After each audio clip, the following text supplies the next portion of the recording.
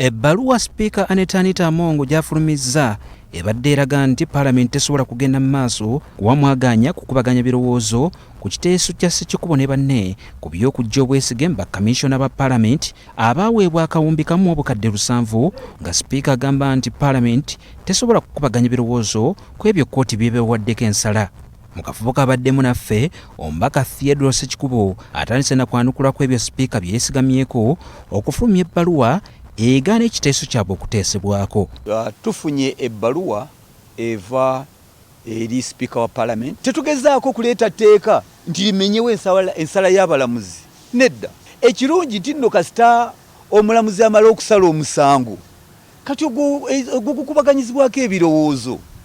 Ensonga eri mu kkooti rules egamba temugikubaganyako ebirowoozo. Ensonga emaze okusalibwawo kkooti babagamba temuleeta tteeka pya limenyawo nsala ya kkooti. Ebyo byonna tubimanyi era tubiraba.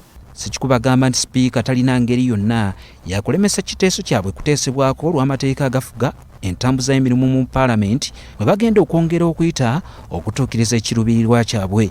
Motion yaffe yatambuzibwa nga yeesigamiziddwa ku mateeka agafuga Paalamenti, rules of procedure, awamu n'amateeka amalala nga ssemateeka w'eggwanga oba constitution. Mu kadde kano tusuubira Sipiika okugenda mu maaso ng'amaze okufuna petition yaffe ne motion.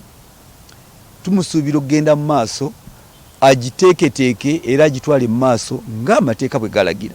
Olutuukidde olwaleero ng'ennaku 14 Sipiika alina okusalawo okuteeka ekiteeso kino ku lukangaga lw'ebyo ebirina okuteesebwako mu Paalamenti ziggwako ku bbalaza ya Ssabbiiti ejja, era Ssekikubo agamba nti Sipiika yandyekubye mu kifuba ng'olunaku lwa bbalaza terunnaba kutuuka.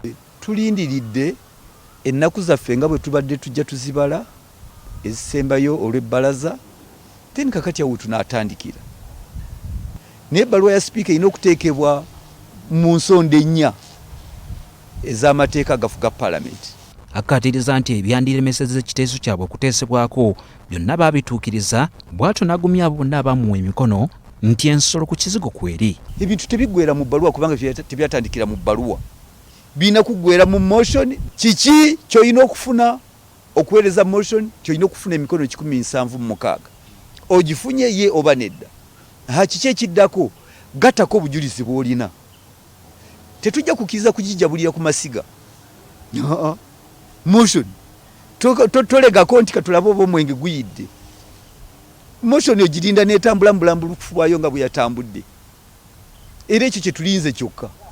Kati nga nze n'olwa bannange omupiira guli mu mikono gya Sipiika. Munnamateeka George Musisi alambuludde amateeka gye gagamba ku nsonga eno.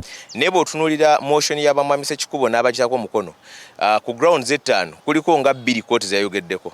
So bibadde bisobola okwawula n'ojjamu kkooti beyogeddeko nti bakyayita mu mitendera oba nedda ekyo kkooti yakimaze. Naye waliwo ebirala ng'oba baali batuufu okufuna ssente ezo oba waaliwo okwegwanyiza ate okugaanibwa mu mateeka.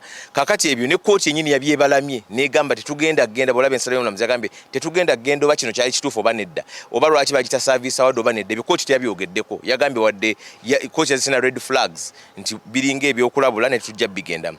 Kati Paalamenti kyekyabadde ekifo ekituufu ekyo bigendamu ebyo. Era Sipiika abadde asobola okusalamu n'ajjako ebyo kkooti bye yayogeddeko n'abijjako n'agamba bino tetugenda byogerako n'ebyo ebikyali mu motion nti motion esigadde grounds zino ze baba debating. Ekyo Sipiika abadde akisobola. Joseph Serwoza, BBS Terefayina, ageesigika.